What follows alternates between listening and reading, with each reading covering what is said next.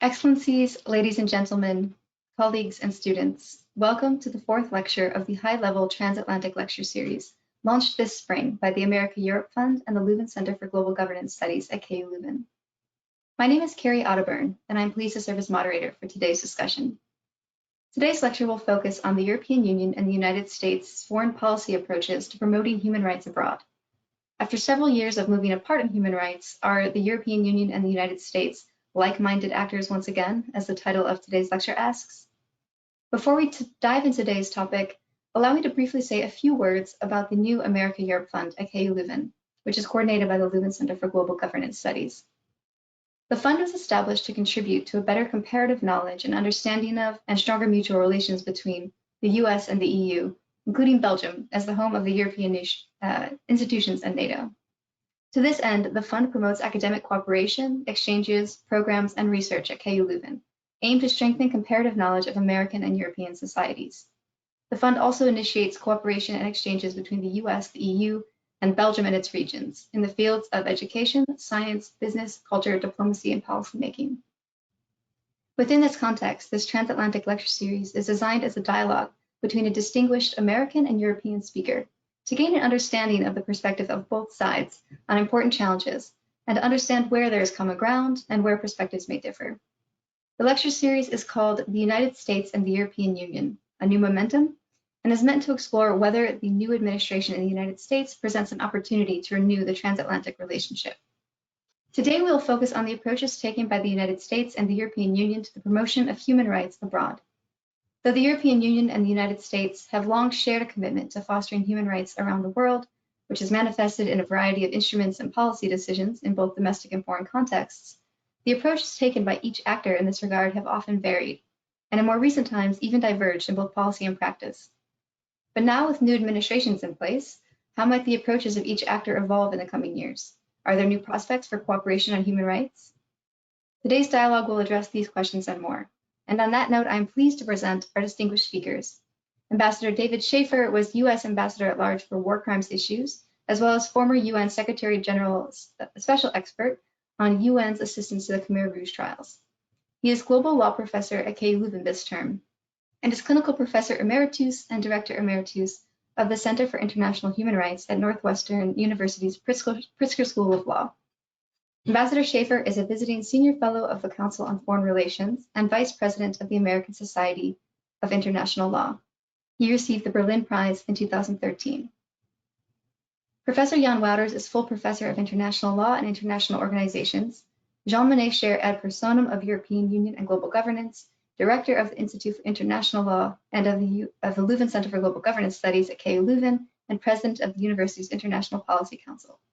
He is also visiting professor at Sciences Po in Paris, Louis in Rome, and College of Europe in Bruges, as well as member of the Belgian Royal Academy and of Council at Linklaters in Brussels. He is currently coordinator of a large Horizon 2020 project called Reconnect, which is reconnecting Europe with its citizens through democracy and the rule of law. In order to ensure we cover a broad range of issue areas, we have identified a set of 3 general key topics around which we can focus the discussion today. First, we will address which changes can be expected under the new leadership in the US and the EU. How will the Biden administration and the von der Leyen Commission differ from the previous administrations in their approach to human rights? Second, we will take a look at how the values and priorities with regards to human rights of Europe and the United States align, as well as how they differ. And finally, we will look ahead a bit into the near future to see what might be next for the EU and the US with regard to international coordination on human rights promotion. We are not limited to these topics, of course, and questions from the audience on these and any other topics are most welcome. You can send your questions to me throughout the webinar via the webinar chat box located at the bottom of the webinar control panel. If they're highly relevant to the topic at hand, I'll feed them in, and otherwise we'll have some time for questions at the end. So please feel free to send those questions to me as we go along. Before we dive into those 3 topics, let's set the stage, so to speak. I'd like to invite each of the speakers to take about 10 minutes each to share the perspectives on the human rights approaches of the US and Europe, including how these approaches have evolved over the years, especially recently, and where they stand now. I propose we start with Professor Wouters on the European Union, as well as the broader European vision and approach to promoting human rights, and then we can turn to Ambassador Scheffer on the American approach. Professor Wouters, ready? The floor is yours. Thank you so much. Thank you so much, Carrie, and good morning, good afternoon, good evening to all of you. Let me first say how grateful and delighted I am to participate in this transatlantic lecture. It is basically something that I have been doing for many years with, say, our colleagues and partners in Northwestern University. We have organized plenty of transatlantic dialogues on human rights related issues. But also, like I have been teaching now for 5 years at Columbia University in New York, a course comparing United States and European Union practices with regard to international human rights law. And it's a fascinating topic. But I'm not going to lecture about that now. I will first briefly sketch what the European Union approaches to human rights, especially in terms of its foreign policy. And the very first thing, it's an obvious starting point, but we need to do it, is referring to the Treaty of Lisbon. The Treaty of Lisbon is the latest important treaty change of the European Union. It entered into force in December 2009. So in the meantime, we've had 12 years of practical experience with that treaty. And that current treaty framework is very, very, let's say, explicit and strong on human rights, both in terms of the internal policies of the European Union and the external policies. Let me explain. First of all, the EU now has a binding internal human rights instrument, and that's called the European Union Charter of Fundamental Rights. It's actually one of the most modern and I would think, say, up-to-date and comprehensive human rights instruments that we have a bit longer than the Lisbon Treaty. It actually was already elaborated in the year 2000, but since Lisbon, it has treaty force. So it's really something which can be directly invoked by individuals all over the European Union. There is very strong enforcement and very, let's say, a very active interpretation of that charter by the European Court of Justice in Luxembourg. You hear me saying clearly the Court of Justice of the European Union. We are not talking here about Strasbourg, about the European Court of Human Rights. That's one thing, a strong internal charter that is binding for all the institutions in whatever policies they are acting. Secondly, the Lisbon Treaty basically mandates and obliges the European Union to seek accession to the European Convention on Human Rights. For the insiders or the outsiders, the European Convention dates from 1950, but it's a very important instrument developed in the Council of Europe, which is the larger European organization counting 47 member states, including countries such as Russia and Turkey, and much larger than the current 27 members of the European Union. That European Convention is very important because it also has a very effective instrument for its enforcement. That's the European Court of Human Rights in Strasbourg. And it's quite remarkable that the European Union has committed itself to say we are going to seek accession and subject ourselves to, let's say, an external, very strong supranational monitoring system, namely the European Court of Human Rights. We are not yet there. It's a difficult negotiation. There have been some setbacks, but it's something that we have started again negotiating in the recent past. And then last but not least, I could state many things about the Lisbon Treaty, but there is very strong language in the Lisbon Treaty about the EU's commitment to the promotion of human rights in all of its external actions. I refer for the lawyers to Articles 3, Paragraph 5 and Articles 21 of the Treaty on European Union.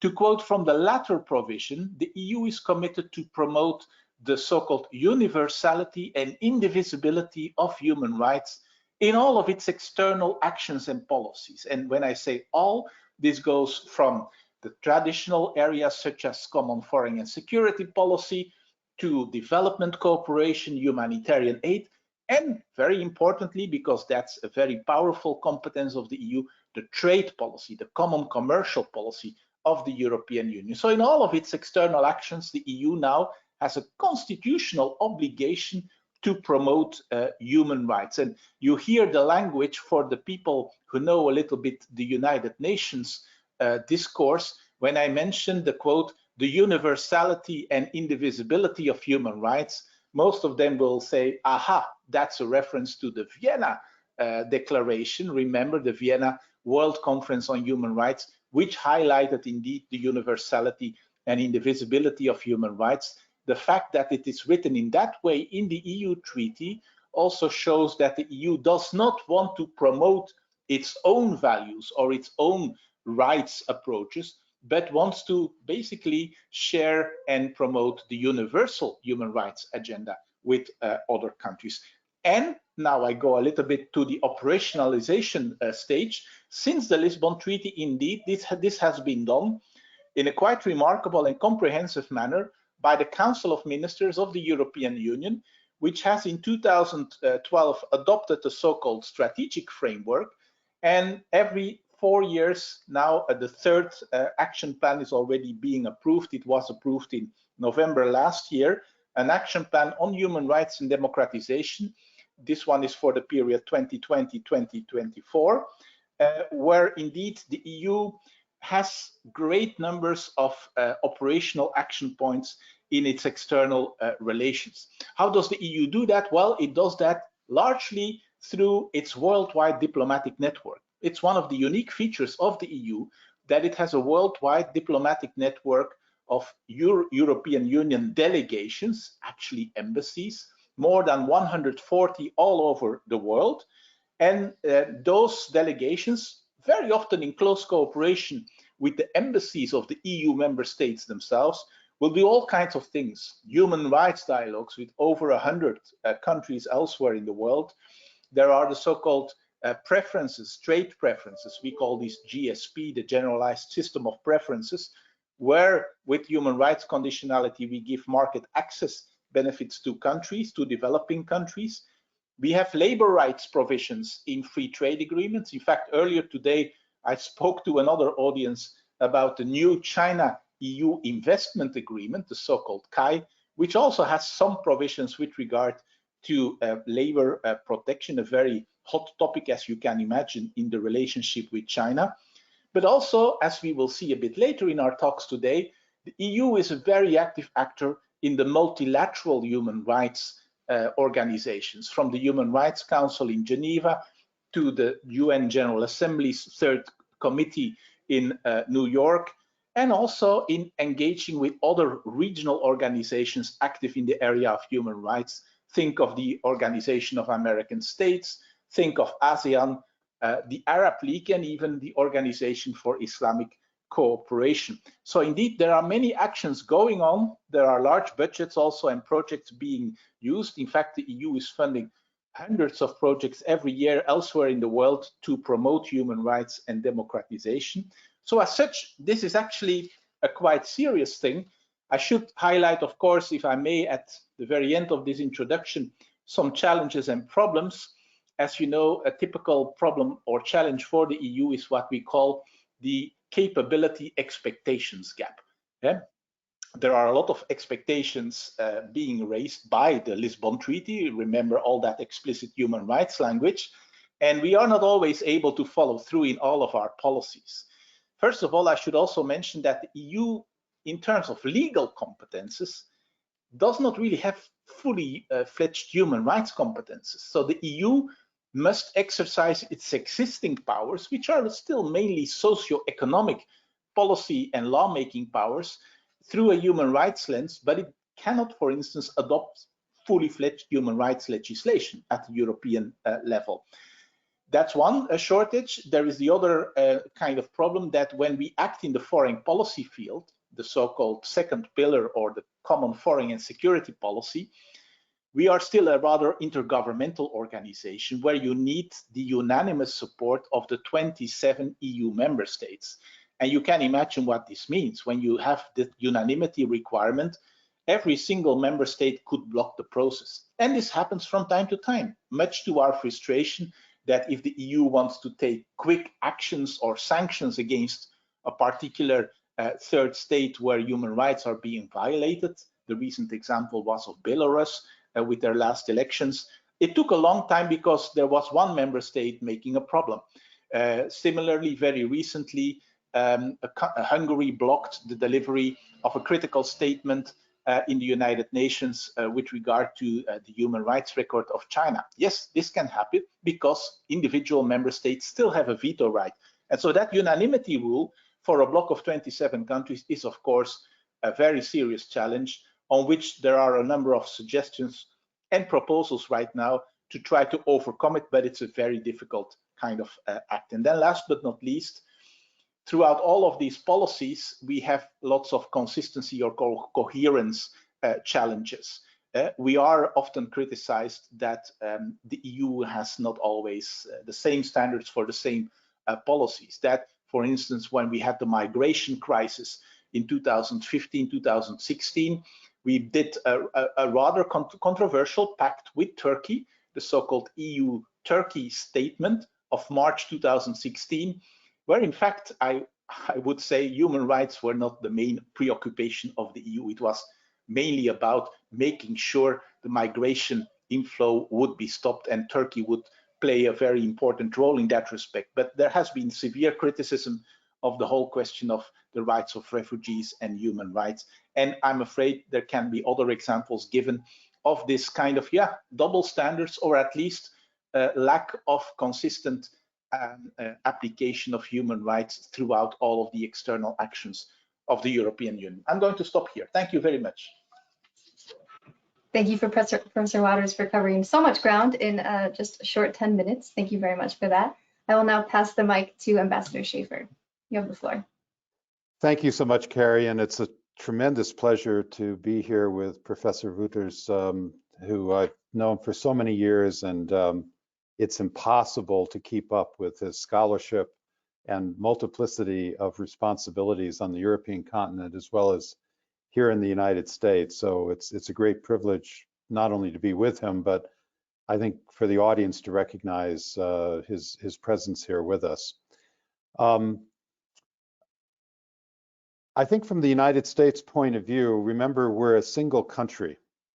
So when you look at human rights from the European Union perspective, you're looking at it from both the supranational organization of the European Union as well as the interests of its 27 member states. So it's a somewhat different calculus.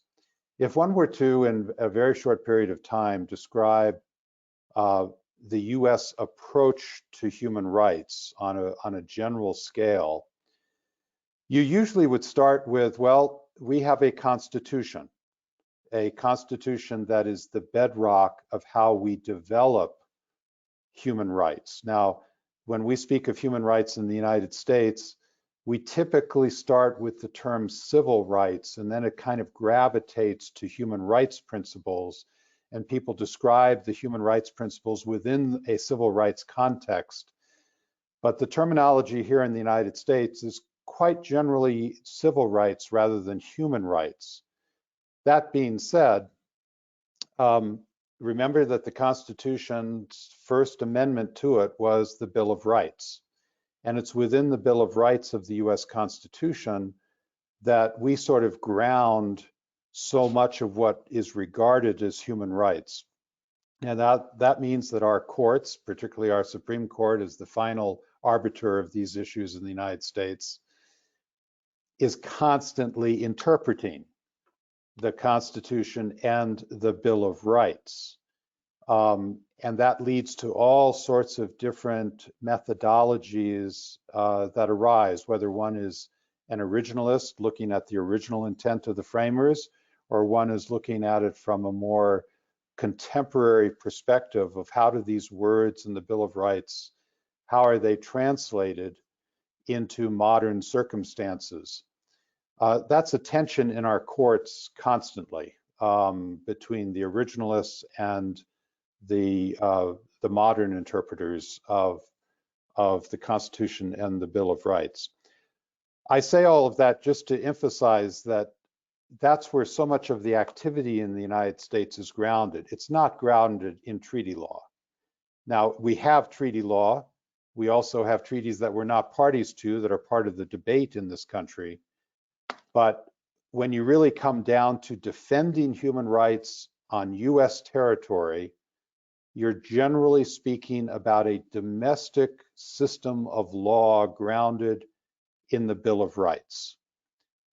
It doesn't mean, for example, that when you go into a US courtroom, you are literally bringing the International Covenant on Civil and Political Rights into the courtroom with you to somehow argue that my client deserves enforcement under that covenant.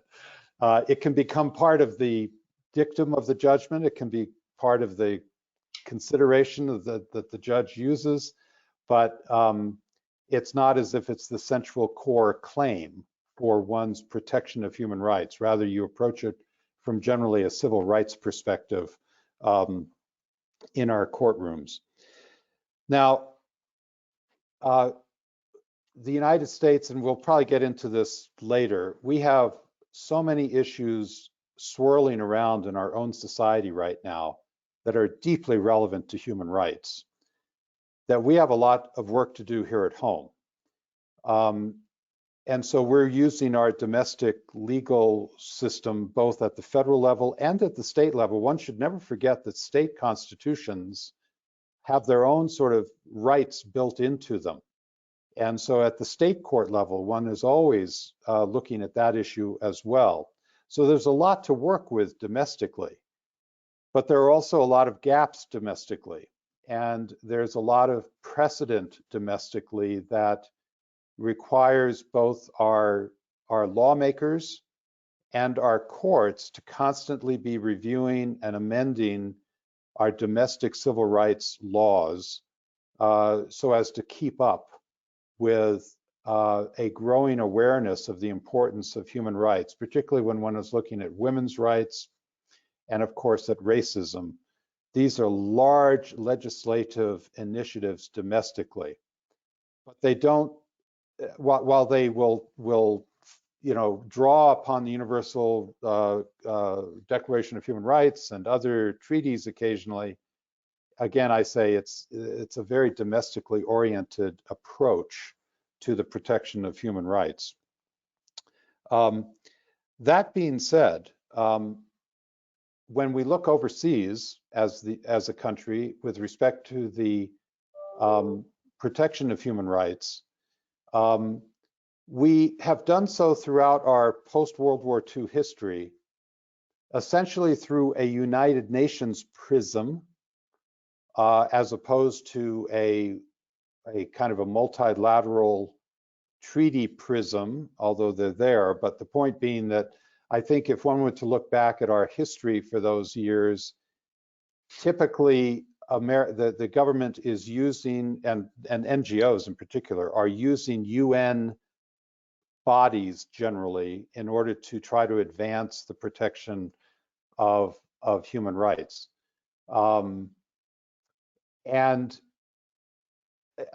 Yet, I'll finish with this, we have huge gaps in how we approach human rights internationally. Why? Because the United States has failed to ratify a large number of international human rights treaties. So therefore, we don't have the leverage to essentially make a lot of claims overseas, which European governments and the European Union are able to make. They can lodge these claims because they're well grounded, not only in treaties that we, the United States, have not signed yet or ratified, but they've also begun to emerge because of that treaty structure as elements of customary international law over the decades. We, the United States, can use the customary international law principle and advance that, but we can't then rely on the treaty itself because we're not a party of the treaty, so it weakens our advocacy overseas. I wanted to just supplement what Jan mentioned about the EU's presence overseas with its embassies and delegations. I spent a lot of time in Cambodia as the Secretary General's special expert on the Khmer Rouge trials tribunal. And on almost every single visit that I had to Cambodia for 6.5 years, I spent time with the EU delegation ambassador in Phnom Penh. I know his office very, very well now. Very nice office, by the way. And in fact, it looks out over the backyard of Prime Minister Hun Sen's home. Try to figure that out. So the EU can be very, very effective overseas as a supranational organization through those delegations. And one of your ambassador's responsibilities in Phnom Penh was to press hard for justice and accountability with respect to the Pol Pot atrocities of the 1970s. The EU was one of my strongest partners in pushing that agenda forward with both the Cambodian government and with the other governments in town, you know, with their embassies who were supportive of the work of the tribunal. But it demonstrated to me how very, very effective the European Union can be with its delegation presence in so many places overseas. I'll stop there. Thank you very much, especially for establishing some of the distinctions between the European and the American contexts in this regard. Now, I would propose that we move on to the topics for today. And in doing so, I would suggest that each speaker takes about 5 minutes or so per topic to share some thoughts. And meanwhile, I will keep an eye on the chat box. And if there's a question that's relevant to the topic at hand, I'll feed that in as we can go along. So to begin with, for our first topic, we would like to hear from each of you on what we can expect the change of administration in the US and the EU with regard to human rights. And so for Ambassador Scheffer, is the US really back? In what ways will the new administration differ from the previous one in terms of human rights policy, both domestically and internationally? And for Professor Wouters, if you can share your thoughts on what is different under the von der Leyen Commission with regard to human rights policy, and perhaps in particular on the new global human rights sanctions regime. And relatedly, perhaps each of you can speak a bit to the interplay between domestic and international human rights priorities. I know Ambassador Scheffer has already touched upon this, and as has Professor Wouters, with regard to the migration and the human rights issues, the domestic human rights issues, and whether there are any inconsistencies or gaps between internal and external approaches, and how these might be addressed by these newer administrations. Ambassador Scheffer, would you like to go first this time? Yes, Carrie, and of course the United States is back. That's why I'm here with you today. No, sure. I'm obviously not with the U.S. government. I'm an academic outsider, but I used to be during the Clinton administration, so I have some perspective on what it means to be back or not to be back. And of course, what one doesn't want to overinflate what it means to be back. Coming back is very hard work because we have a lot to catch up with and to resurrect and to build upon after the last 4 years under the Trump administration, which was a real setback on most levels, not all, but most levels with respect to human rights protection. So yes, it's going to take time to come back, but I think coming back is going to have to deal with, and the Biden administration appears to be quite determined to deal with these issues. First, that the new administration, the Biden administration, is very set on setting the example at home first, that we have to rebuild our credibility at home in the protection of human rights, or as we so often say, civil rights. And so that's a tough road ahead. And just what has happened in the last few months demonstrates, first, that the Biden administration is doing it, it's starting, but that it also itself admits that this will take a long time to get us in a situation at home whereby we can, shall we say, exhibit the United States as an example for the rest of the world to try to emulate in terms of these fundamental values of human rights. The big issues that we're dealing with, some of them are obviously part of the European landscape, but they're really big issues here in the United States. Racism, has come to the forefront over the last year since the George Floyd murder in May of last year. And that has so many dimensions to it. It's in our streets, it's in our legislative bodies, it's in our executive branches, it is in our homes, it is in our media, so that I must say there were many years in my own work over the last 40 years where one would say, well, is the United States really focused on racism right now? Not really, it's focused on other things. But now it is extremely focused on it. So that's building. The other issue, of course, is voting rights, which has become extremely come to the forefront, starting basically in 2018 in Georgia itself with the governor's race then. And then it exploded onto the scene with the 2020 elections and the aftermath, all leading to a big lie and then to the January 6th insurrection. So that has catapulted voting rights to a very high level of attention. And voting rights is a human right. I mean, it's, it's in the fundamental documents, and it is a huge issue now in a sort of embarrassing way in the United States, because we used to tout, our allegiance to the right to vote really without qualification, when we spoke about these issues overseas. Now we have to sort of backtrack and say, well, my goodness, now we're under assault on voting rights at home. We better clean that up. And so that's a huge issue. The immigrant issue, Jan mentioned this with respect to, what happened in 2015, et cetera, on the European continent with the mostly Syrian migrant surge. Well, we have a migrant surge on our southern border, and we have immigrant discrimination within our borders.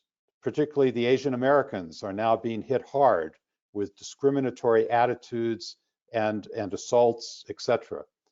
A huge issue, and either Congress has the courage to step up to the plate and adopt legislation to finally get our immigration policies in order, or this is going to continue to fester. One of the huge human rights that has been under assault in this country over the last 4 years, and which I hope will be kind of resurrected as a fundamental right to respect in the years ahead, and this is being done, is the right to asylum.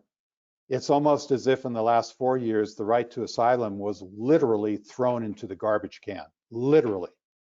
And that has to be resurrected in terms of our international obligations under international law.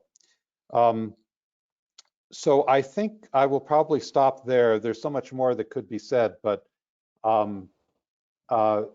yes, we're back. And I'll just say this, when Tony Blinken, our Secretary of State, introduced the 45th Annual Human Rights Report last week at the State Department, which surveys human rights in all countries around the world through the services of our embassies there. He actually said that human rights will be at the forefront, at the center of our foreign policy.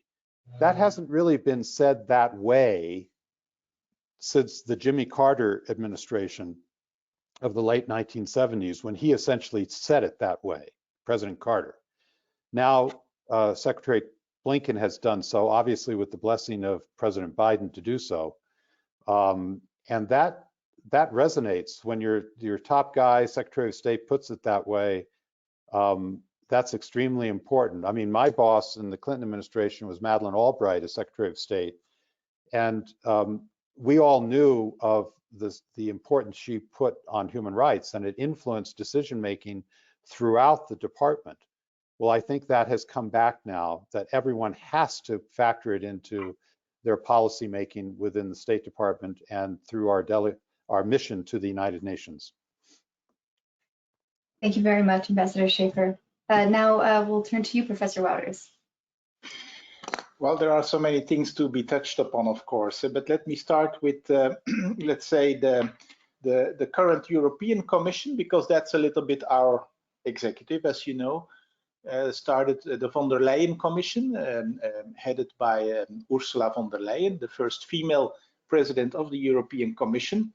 She has made strong human rights commitments in the Union State of the Union speeches that she has given before the European Parliament. I'm not going to go over each of those things, but it is clear that this current Commission is trying to further, let's say, implement and deepen, say, the Union's commitment to fundamental rights, both in its internal and external policies. A couple of examples.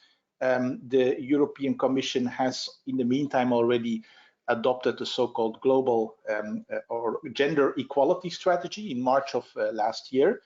November of last year, they adopted an LGBTIQ strategy.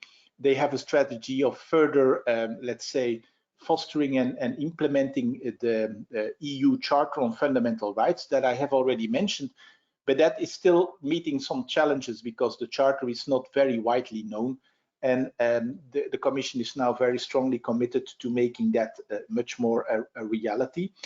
But the Commission is also active in EU external relations, and in fact, you have seen a bit of a painful kind of illustration of that just 2 weeks ago with the so-called Sofagate episode, when our President of the European Commission and President of the European Council, Charles Michel, were visiting the Turkish President Erdogan. And when it, well, basically happened that Ms. von der Leyen was not offered a seat next to the Turkish president.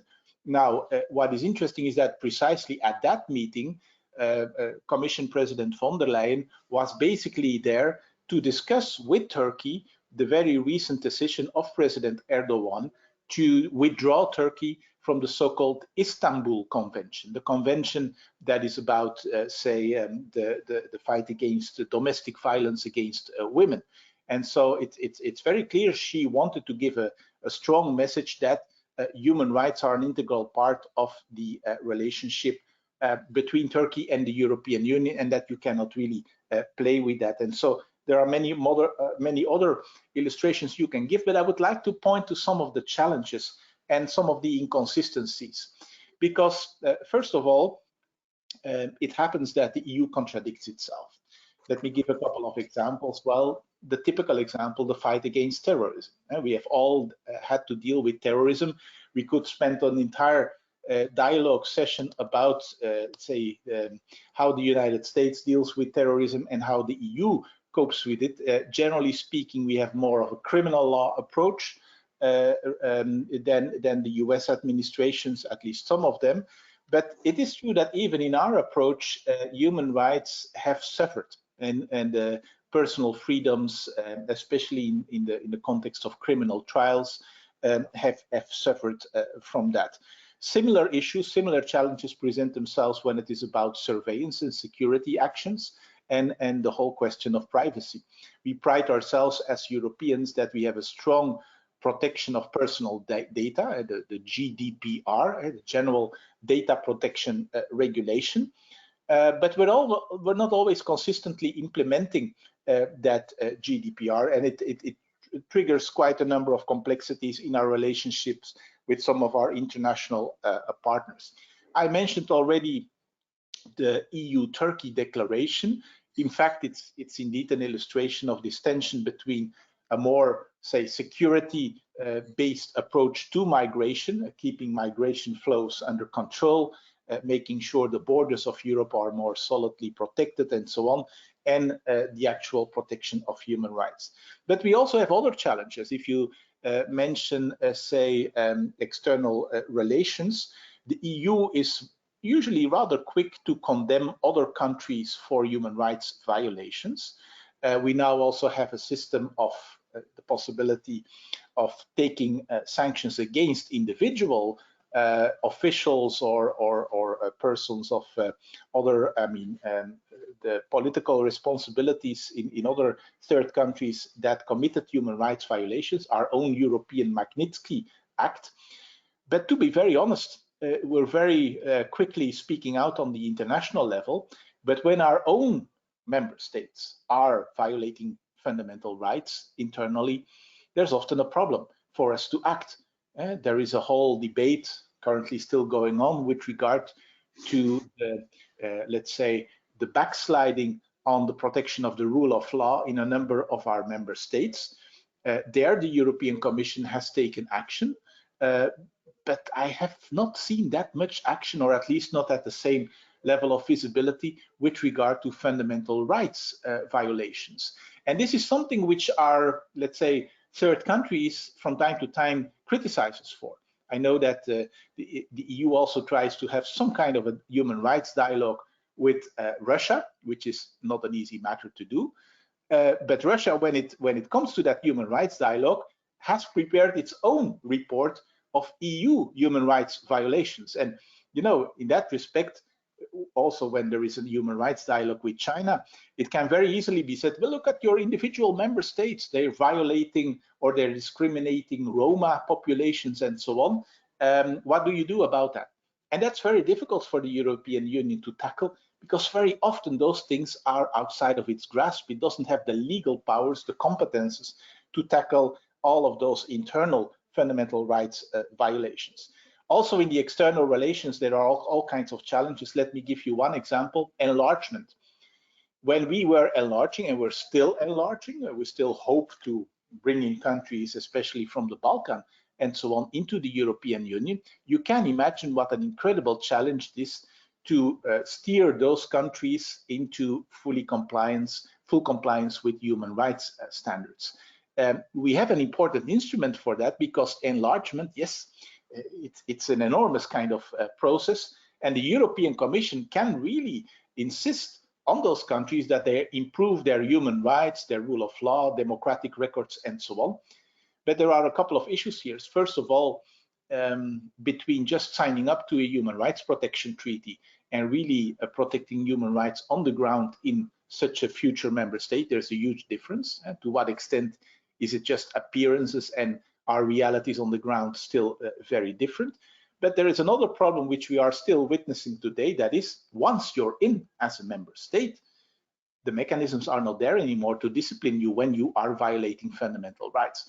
That is to say, there is a very heavy mechanism in the treaties, which we call the nuclear device. That's the notorious Article 7 of the EU treaty, which makes it possible under a very, very heavy procedure to take certain actions, including suspending, say, funding or voting rights in the Council for certain member states who really gravely and systematically violate human rights. But it's a very heavy procedure. It has never been fully used, and it's called nuclear because it is seen as politically extremely explosive. So there are quite a number of challenges. Thank you. Thank you so much.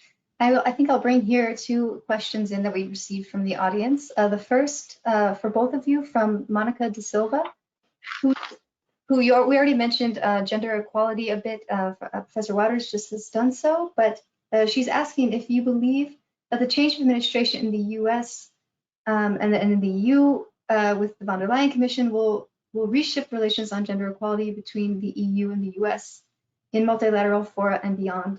To what extent, and do we as Americans and Europeans understand gender equality in the same way, and can we jointly act as its promoters?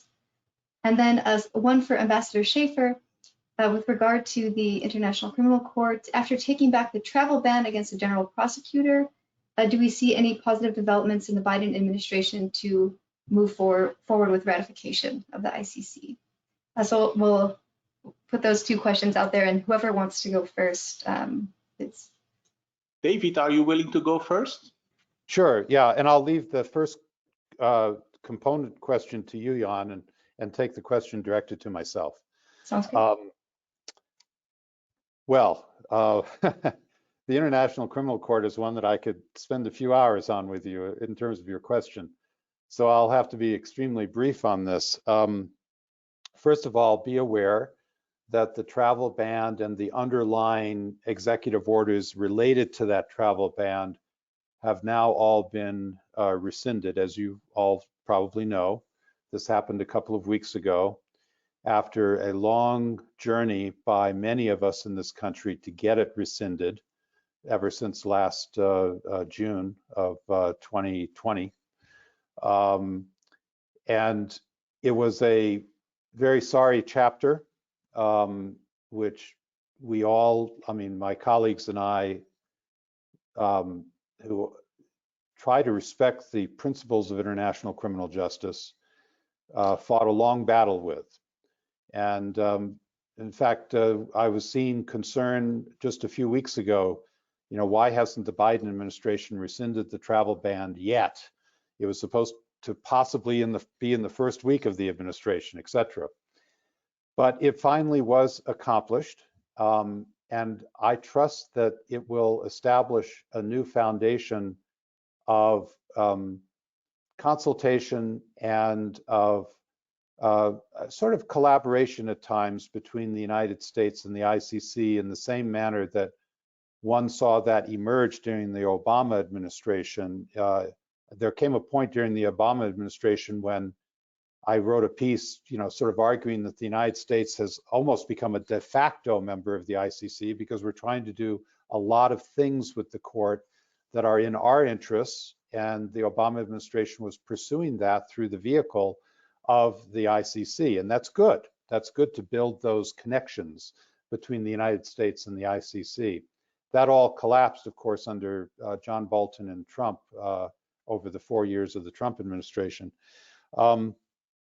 But the important thing that I think needs to be developed now with respect to the United States and the ICC is to deal with a couple of hot issues that concern even the Biden administration, and they're very frank about this, in terms of the exposure of non-party state nationals to the jurisdiction of the court. This, of course, pertains to the United States and Afghanistan, and the issues raised by the prosecutor with respect to torture inflicted in the early years of the Afghan campaign.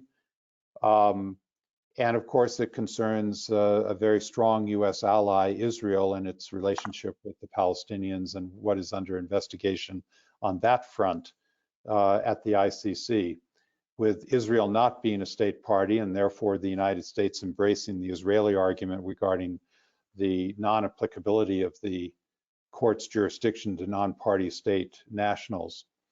I'm not going to belabor this issue, but I'm going to say that you know, I was the negotiator for the United States in the 1990s for the Rome Statute, and that is a position which one can academically put forward. We did so as an official US position, that our nationals should not be covered by the jurisdiction of the court if we're not party. I have argued since then that after 20 years, almost 20 years of the operability of the court, that practice and basically jurisprudence and how customary international law evolves has basically sidelined that argument. In other words, it doesn't have the credibility it had 20 years ago. We have moved far beyond it now. It simply is not plausible for an individual to commit atrocity crimes on the territory of a state party and then claim immunity from prosecution for those crimes, essentially. It's just not a plausible argument, and very few governments adopt it. And so that's important. But I would also say that in terms of your final point about ratification, I actually support ratification of the Rome Statute. I did so when I signed the statute for the United States in December of 2000. The journey of getting to ratification is a very difficult one in the states because 2/3 of the Senate need to ratify the treaty, and the Senate is evenly divided between Democrats and Republicans, and getting 16 to 17 Republican votes would be difficult. So that's always a challenge. It took us 40 years to ratify the Genocide Convention. But I would also say this, that major US objection to the court right now in terms of its application to non-party state nationals, in reality, that objection would be extinguished if the United States became a party to the court. That argument is only relevant to when we are not party to the court. And also to encourage Israel to be party to the court. In other words, then the argument is extinguished.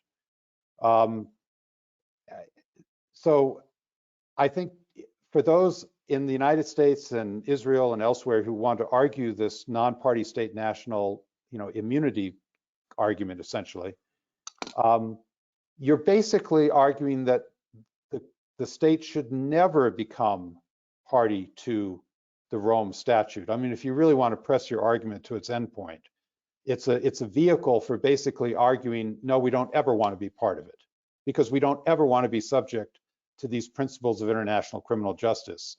Thank you very much, but we don't want it. Well, that wasn't our position in the Clinton administration. We wanted to be part of the court. That's why we worked so hard at it. The only issue was what happens between the end of the negotiations and when we become a party. What's our exposure during that period? And I would simply argue we need to work towards extinguishing that argument by becoming a party. I will alert the individual and audience on April 28th. A very significant report will be issued by the American Society of International Law, which I'm privileged to be vice president of. And it is a very intensive, deep dive on the ICC and US policy, obviously for the purpose of presenting it to the Biden administration for their consideration. So I alert you all to look at the website of the American Society of International Law on April 28th, and you'll be able to download a very, very detailed report. Thank you very much, Ambassador Scheffer. And I will switch topic a bit and over to you, Jan, on the gender equality question. Yes, well, I already mentioned the plan approved by the von der Leyen Commission in March last year for a gender equality strategy. It's a 5-year plan, very ambitious, because among the things it wants to do, it wants to really criminalize violence against women. You know, the European Union has a number of powers to harmonize criminal legislation in the member states. That's what they want to do. They want to be stronger and tougher with regard to equal pay for male and female employees. You know, there's still an enormous pay gap on the labor market, in spite of the fact that basically since the beginning of the European Community treaties, we do have a provision in the treaties that is about equal pay between male and female employees. And also the Commission would like to address the gender imbalance in corporate boards. You know, their proposals to have a kind of guaranteed female representation in corporate boards and in political processes, including the European elections. What is now very interesting is, again, the link between internal and external policies, because the Commission really also wants to, as part of the EU foreign policy, to promote gender actions. And there have been plans presented by the High Representative of the EU for Foreign Affairs and Security Policy, Mr. Josep Borrell, and the EU Commissioner for International Development Cooperation, Jutta Urpilainen, a Finnish commissioner. And they presented a kind of what they call Action Plan 3 for gender, but they ran into difficulties because 2 member states are very critical about that external action on gender, and that's Hungary and Poland, who take issue with this whole gender debate, who have, I would say, almost become allergic to the use and the reference to gender issues by the EU in its international human rights statements in the Human Rights Council and so on. Remember, in international affairs, there is still the unanimity principle, so member states can make life really very difficult and block the adoption of certain EU statements. It's also this issue on gender where Hungary and Poland are actually arguing that this is not something for the EU to do, that it remains in the exclusive, let's say, domain of member state competences. So it's being translated in a fight of competences, but as you can imagine, there are deep underlying ideological issues. So again, illustrating the gap and some of the tensions between internal and international policies of the EU. Thank you very much, Jan. I propose that even though we could go on this topic for quite some time, I think, let's move on to our second topic for the day. And what is often referred to as the two actors' mutual commitment to human rights. We frequently hear of the shared values of human rights within the United States and the European Union, but are the US and Europe really so like-minded on human rights? And how have shared priorities and values shifted over time? And perhaps, Professor Wouters, you could take the floor first for this one. It's a difficult question because, well, first of all, you will find lots of documents in the past in which there are great declarations of unity and like-mindedness between the EU and the United States. I remember when we had as a High Representative Javier Solana, who, as you may know, had previously been, say, NATO Secretary General. He then became High Rep of the European Union. And especially in that difficult period of 2002, 2003, remember the Iraq invasion and so on, he really tried to bring the US and the EU much more closely together again, stressing the fact that we are based on the same values, stressing the fact also in beautiful European Council declarations that together the United States and the European Union can be a formidable force for the good in the world. And I personally still believe that that is actually the case. If the US and the EU work together, they can really do amazing, important things for the international community. So that's also a lesson for the current administration and future cooperation. And so, yes, there is this conviction that we are like-minded. On the other hand, I mean, you cannot deny that there are differences. Let me give you a couple of examples. First of all, the EU is a self-declared champion on the abolition of the death penalty. We have made the European Union into what we proudly call a death penalty-free zone. So the death penalty has been abolished, not just in the EU besides, but more broadly in the Council of Europe, and European countries have rather generally abolished the death penalty. Watch out, this is not an obvious thing, and there's a lot of talk between certain parts of the political parties about, should we not do away with that abolition. At the international level, the EU is constantly pushing, especially in the United Nations, but also bilaterally, for at least a moratorium, at least a worldwide moratorium on executions of the death penalty. And so that's why EU diplomats at the United Nations in New York, also in Geneva, are pushing for enough votes from all kinds of other UN member states for General Assembly resolutions on a moratorium on the death penalty. And usually they're successful in obtaining enough votes. But it's very difficult to do that with the United States because, you know, in the US you still have the death penalty. And if I may say so, it has been in a certain way, again, be reawakened at the federal level by the Trump administration. So there is the death penalty. There are differences in the approach to human rights. It would be interesting to hear from David also a little bit elaboration on the US attitude to economic, social, and cultural rights, for instance, because David has rightly mentioned civil rights, political rights, very important. The US is a party to the International Covenant on Civil and Political Rights, like all 27 EU member states besides. But all 27 EU member states are at the same time also parties to the twin covenant, and that is the International Covenant on Economic, Social, and Cultural Rights, which the US once upon a time has signed during the Carter administration, but never really followed up and ratified. So that begs a little bit a question. Are we like-minded also in the sense that our conception of human rights is the same one? Does the US even recognize the existence of economic, social, and cultural human rights? And next to that, you have all kinds of nitty-gritty issues that will arise also in future negotiations between the two parties, because let's face it, our current system of, say, protection of personal data, the GDPR, gives cause to a lot of irritation with quite a number of other countries, including with the United States. So I guess there are issues to be discussed. On the other hand, I should immediately add that when the European Commission learned from the election victory of Joseph Biden. Already on the 2nd of December last year, they adopted a joint communication with the High Representative that is basically about seizing new opportunities for transatlantic cooperation, including on what they call working together with the US in the fight against corruption, which is partially also a human rights stories, but also in the fight against human rights violations and atrocities. So I'm pretty sure that they will really want to strongly work together on international actions to really act against human rights atrocities. Thank you. Thank you very much. Ambassador Scheffer, would you like to weigh in on this? Yes, it's a challenge, I must say, to weigh in because there are so many issues involved.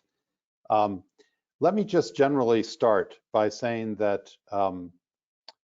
it probably should be recognized that the European Union is more willing to regulate rights. That doesn't mean defend rights, that means regulate rights by codifying that regulation, through the various instruments of the European Commission and the European Union than one finds in the United States. And so by virtue of doing so, for example, Jan mentioned GDPR, which is a very important privacy protection instrument now within the European Union. It's been much, much more difficult to introduce that concept in the United States because it does require congressional regulation of the internet, which we've had so many exploratory efforts at in the United States through congressional hearings by bringing the leaders of the high-tech companies before Congress, first to berate them for having violated privacy, and then for propagating essentially evil content on their platforms. And of course, we saw that play out on January 6th with the insurrection, but it also is a very prominent phenomenon with respect to racism. And the way in the United States that has been addressed is essentially the self-regulation of the private ownership of the high-tech companies and insisting that the private boards and CEOs and others of these companies self-regulate on this issue. And if they don't, then we're going to haul you before Congress and really, take you to account for not having properly self-regulated yourselves. Whereas I think in the European Union, it's a slightly different approach. They actually look at the merit of regulation and not rely on the representations of the private industry on this issue of social media regulation, which has now become such an incredibly prominent part of the human rights landscape. I just noticed a few days ago a front page business section article in the New York Times on how, yes, we all focus on Facebook and Twitter and what kind of content and who's being injured by the content on these platforms. But what do these platforms use so often? They use YouTube. YouTube itself is a platform of extreme destructiveness with respect to human rights. Even though you can also argue that YouTube gives you the freedom of expression to, produce films and put them out there, but it's also a vehicle for essentially, the mandate of evil, which people talk about when they talk about so much of the content on Facebook and Twitter. So those are issues that we grapple with in the United States on a self-regulatory basis, but of course, there's always the proposals before Congress to actually bring these things under better control. I might jump around a little bit here, but I want to just say that on the death penalty issue, what we had happen in the United States was during the Trump administration, and particularly towards the end of Trump, there was simply a lot of federal executions under the death penalty on federal violations. And he just ratcheted it up, and large numbers were executed in the final months of the Trump administration. Someone will have to write a book about that someday. But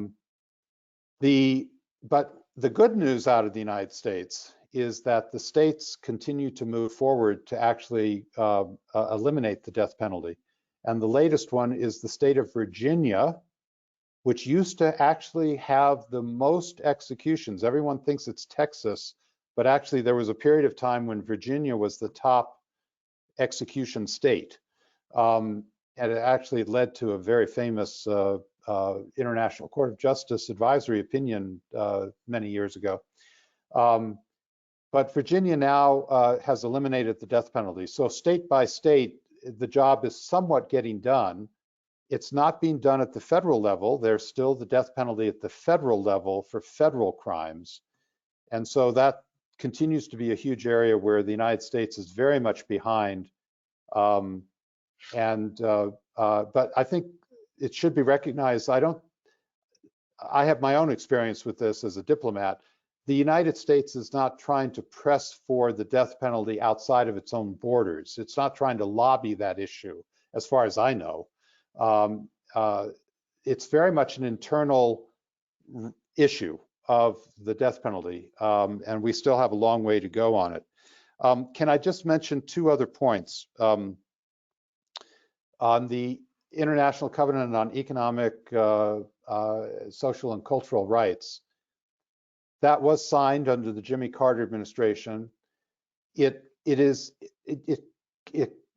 confronts a psychology in the United States, let's put it that way, that simply balks at some of the terminology in that treaty because it's inferred that it's trying to promote a control of capitalism, the instigation of a welfare state, the intrusion upon religious values that are part of social life. Long stories behind all of that, but the point being that it's a trigger to a large debate on a large number of issues that sort of pit a very conservative portion of our population against a very progressive portion of our population. And because of that, and because we are so far behind on ratifying other key human rights treaties, disabilities, CEDAW, rights of the child, that it is a very low priority. When you look at a State Department list of what treaties do we advance towards ratification before the US Senate, that covenant is always very low because there are so many on top of it. If we had ratified those other treaties, which we should be ratifying them, then the International Covenant on Economic and Social Rights would rise on that list, and people could take a more serious and educated look at it, you know. But right now, it's rather low on the list of our priorities. The final thing I would say on this is, I think where the United States sometimes does leap ahead of Europe, and for good cause, is in identifying atrocities that are occurring throughout the world, trying to call them for what they are, holding governments that are implicated in those atrocities to account in some way, imposing sanctions in some way under our Magnitsky Act and otherwise. In other words, I think if you look back at it empirically, and this would be a great thing for a PhD student to do, frankly, is to look back empirically and see who takes the first jump. Is it the United States or Europe on atrocity A? How about atrocity B? Who took the first jump? The United States or Europe, and how? And then who followed, and how did they follow? And of course, the classic example right now would be the Uyghurs in China, where on the last day of the Trump administration, what was happening to the Uyghurs was declared to be genocide, and the Biden administration has embraced that declaration, and many European elements have now come forward on that. I actually can't recall whether the European Union or Parliament actually made that determination yet, but certainly many European governments, Netherlands and otherwise, have moved in that direction, as I recall. So that's very helpful. I think sometimes when the United States can take that first step. And from my own experience, I will just tell you that I do think that when it comes to atrocity prevention, in other words, looking at what can be done to prevent atrocities, the United States certainly has been more on top of that issue bureaucratically, in terms of what we bureaucratically put together in our government to address that issue. That started under my watch in the 1990s. And yet the follow through on atrocity prevention is nowhere near what it could or should be. And I wouldn't pretend to say that the US follow through on atrocity prevention is any better than Europe's. I mean, that would be an empirical study, but I'm not so sure it is. Thank you very much. In the yes, Jan, did you want to come in here? Well, if I could very quickly just make a couple of points. First of all, I would like to say something which we haven't been able to touch upon, which I think is a historical recognition. We should indeed credit the United States by kicking off the international human rights regime of the United Nations. Without the United States and without the strong commitment of Eleanor Roosevelt and let's say the Truman administration, we would probably never have had a universal declaration of human rights in the United Nations in the very first place. So I mean, it was really also thanks to US civil society actors that references to human rights were written into the United Nations Charter itself. So I mean, in a way, the US has played a very early and very constructive role in, let's say, kicking off the elaboration of an international human rights regime. But then in, say, as that human rights regime evolved, the US became very selective in saying yes or no to particular United Nations human rights treaties. So I think that's a very interesting kind of dynamic. There's a second point, if I may say, elaborating on what David said about the US's, let's say, preference for self-regulation or private regulation when it is with regard to certain issues such as privacy rights and personal data protection. This touches upon a much deeper issue where we, with the America-Europe Fund, really would like to work much more thoroughly about. It is indeed what I would say comparing different traditions and approaches with regard to regulation. Europe has generally, and in fact, David has already said it, Europe generally has a much more stronger preference to adopt public regulation. We have seen it with the GDPR, but you see it in many other areas, whereas in the United States, you see, well, a much stronger tradition where the market plays its role, where you see private standards popping up, and so on and so forth. And I want to open up this question of regulatory approaches now to an ongoing international discussion at an agency that you would probably not immediately associate with human rights, and that's the International Telecoms Union. I mean, the International Telecommunications Union, the ITU, is a specialized agency of the United Nations. You would say, what does this have to do with human rights? But there is currently an amazing thing going on within the ITU, and that has to do with an offensive of China and Chinese companies, including Huawei and so on, to basically use the ITU as a forum to adopt and push through new standards with regard to very, very touchy issues such as facial recognition techniques. And you know that facial recognition is a big hype in China. It's being practiced there all over the place with all of its social control consequences and mechanisms.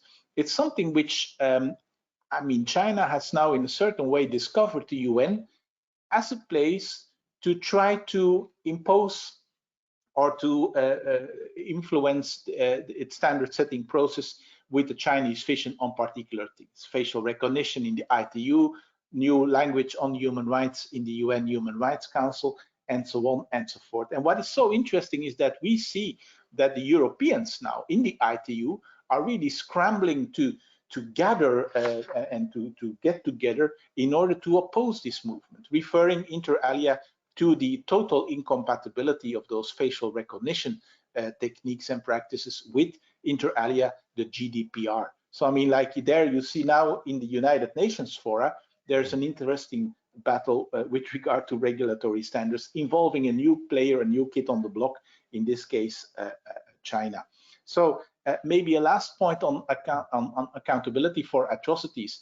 I'm a great admirer of, let's say, some of the US practices in that respect, beautifully described also in the book of Samantha Power, Problem of Out of Hell, on America in the Age of Genocide and so on, which also recognizes the inconsistencies of the US approaches. But it is true, I think in that respect, we could do some interesting homework in the European Union with regard to, say, the Genocide Convention, which we don't very often focus on. We in Europe, in the European Union, are very strongly focusing on the ICC, the European Union. That's also one of the differences in foreign policy with the United States. We are really trying to convince all countries in the world to become a member of the Rome Statute, because we would like to see it as a universal accountability system. I mean, with the US, depending on the administration, there is outright hostility or, let's say, tactical or silent cooperation with the ICC, but I haven't heard any senior US politician calling really for what David just did, an accession of the United States to the Rome Statute.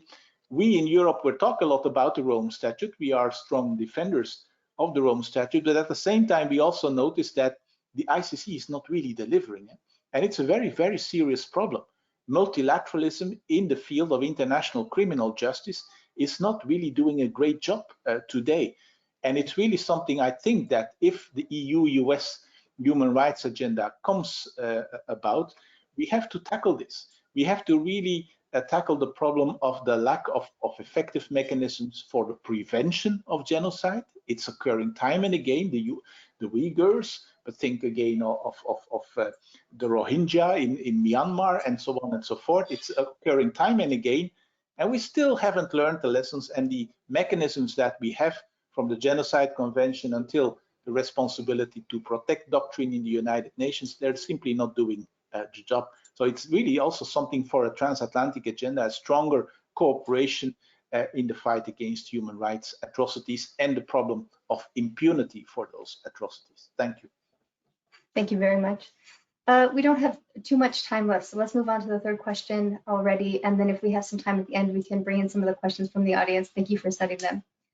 So let's move on to what future cooperation between the US and the EU might look like with regard to human rights. And I'm wondering if each of you can weigh in on where you see the most fruitful areas of coordination in the two actors' international actions. We've touched on several aspects of this so far, but what areas do we expect to see some convergence and in which areas some divergence?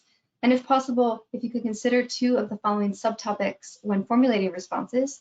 First, we briefly heard about the new sanctions mechanism recently established by the EU, and it follows in the footsteps of a similar sanctions mechanism in other countries, and in particular the Magnitsky Act that was already mentioned by Ambassador Scheffer, and therefore may represent an area in which the two actors' policies are indeed converging.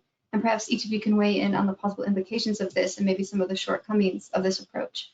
And second, one of the most evident changes between the Biden and Trump administrations is that Biden has committed to re-engaging at the multilateral level.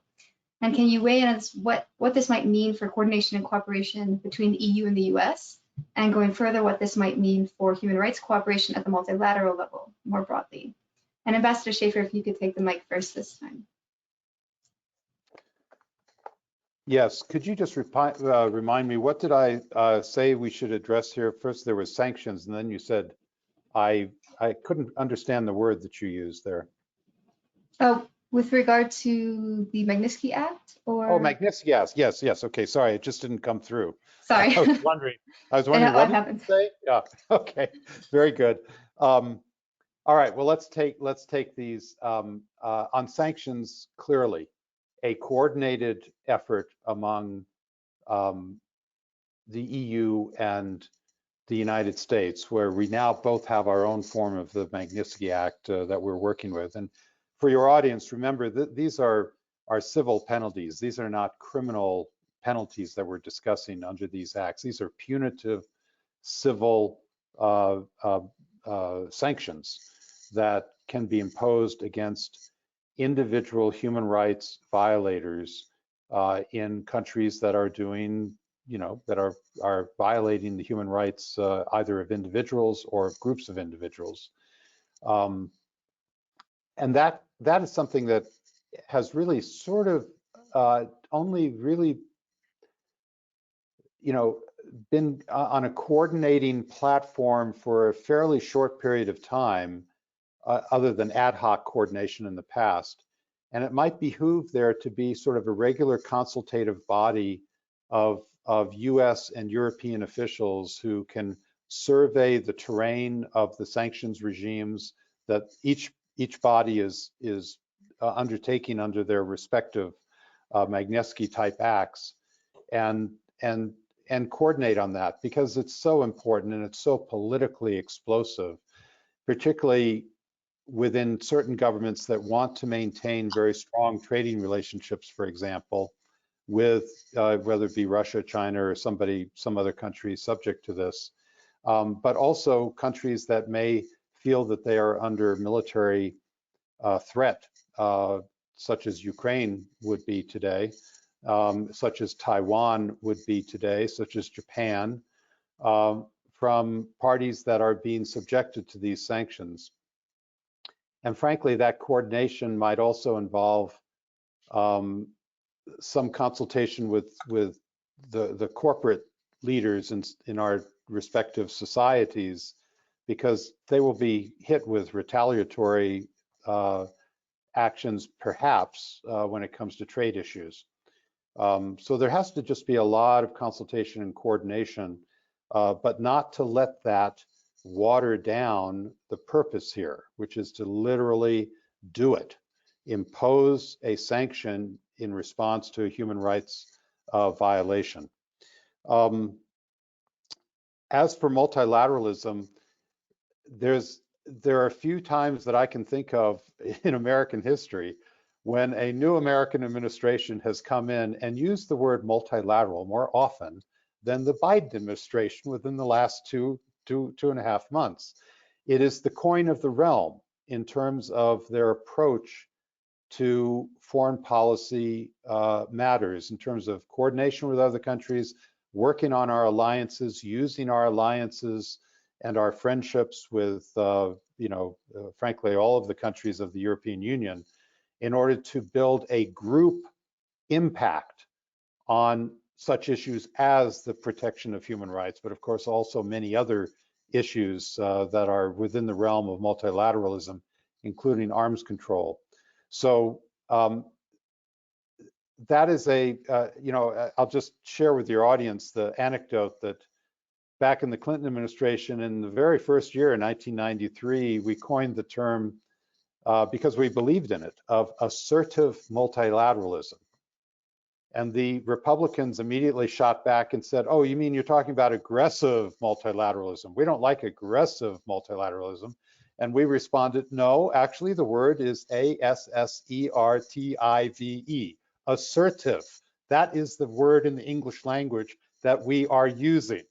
And it became so toxic that my boss, Ambassador Albright at that point, dropped it because it was too toxic in Washington. But my point is, today, what I would translate the Biden administration as actually doing is putting down an assertive multilateralism mandate on the table, and I think that's good. And we have to wait to see what impact the United States will make when it rejoins the Human Rights Council, which the Biden administration says it has the intention to do when the opportunity arises in terms of the elections. And I just noticed that if you look at the Biden administration appointees list right now, which you can find on the Washington Post website, the Human Rights Council is not even listed yet because, of course, we don't have the opportunity right now to put someone on the council. We have to wait our turn. But they have stated the clear intention of doing so, and I think that's good. Thank you very much. Jan, Professor Wouters, I'll pass over to you. Can I maybe expand a little bit on the Human Rights Council, because it's very important that the US is joining again. There are elections in October, so we will have to wait for a while, but we hope they will be elected indeed. And there is historical evidence that this really makes a difference. And I refer to the year 2009, When the Obama administration came in, and when they also got elected on the Human Rights Council, and it made a sea of a difference for the European Union. You have to keep in mind that the Human Rights Council, in terms of its composition, is actually a place where the West is structurally in a minority. And so we're constantly battling there, say, in the face of, let's say, other regional groupings and countries that are structurally in the majority. And this year is a particularly challenging year because now in the Human Rights Council, you have the membership of countries like China, Russia, Pakistan, Cuba, Venezuela, and so on. So you can imagine that the EU, the European Union countries themselves that are currently members of the Human Rights Council, they are a minority and they will struggle really to uphold, the achievements and the standards of the Human Rights Council. I already hinted at the fact that China has become a very, very active, if not aggressive actor, also on the UN Human Rights Council, really trying to come up with draft resolutions that try to change the discourse about human rights. And in Europe, at least, we have become aware of those challenges, and it's really something where you have to take concerted action. So I would say we absolutely need the United States. When the Obama administration joined back in 2009, you saw immediately the difference. They were supportive of international commissions of inquiry with regard to human rights atrocities. Think of Syria, North Korea, or Libya. They pushed for LGBTIQ rights. They pushed for resolutions on intolerance and violence on the basis of religion, and so on and so forth. And we just know the US still has, I hope at least, David, maybe you should say a few words about that, a very, very solid and very influential international diplomatic network, which is exactly what you need to deploy also if you want to have an influence and build what I would call cross-regional alliances for important resolutions in the United Nations.